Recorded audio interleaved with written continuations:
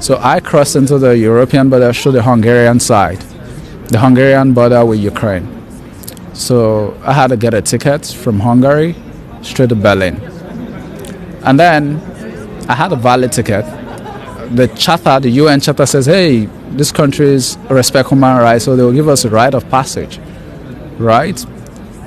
I get to Frankfurt, still on a train, and then the Bundespolice came in, they stopped our train, they were like, I don't know, 15, 20 of them with dogs. They stormed our train, they walked into my coach, said, do you have a ticket? I produced my ticket because I paid for my ticket. 100 and something, I still have the ticket in my bag, 100 and something euros.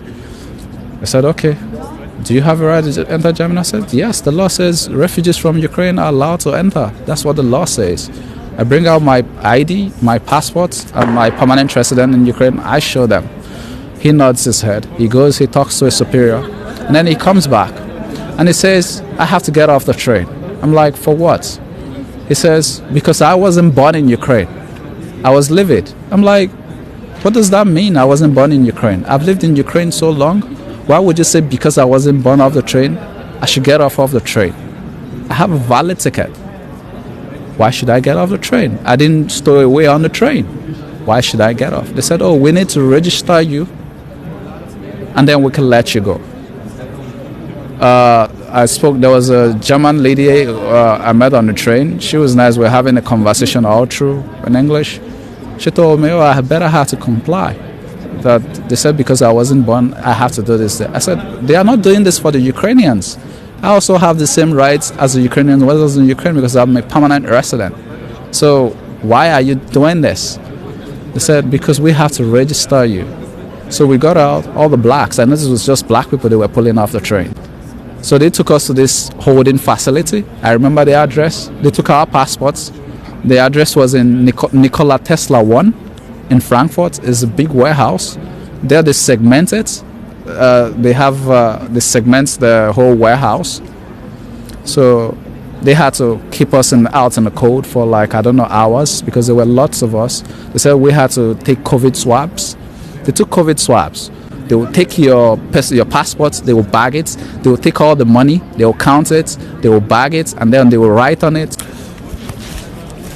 Yeah, this is from the Buddhist. This is one of the bags they used to bag our personal belongings. As you see, it's still the same way. The cash that was on me is still the same, unhinged, untouched. I can't even bring myself to tell because I'm still traumatized by it. My bag has a tag. This tag was from Frankfurt. They tag your bags, they tag every personal belongings you have with a yellow tag and a code. Mine was A155. And this is something they made us understand that, oh, it's just simple registration.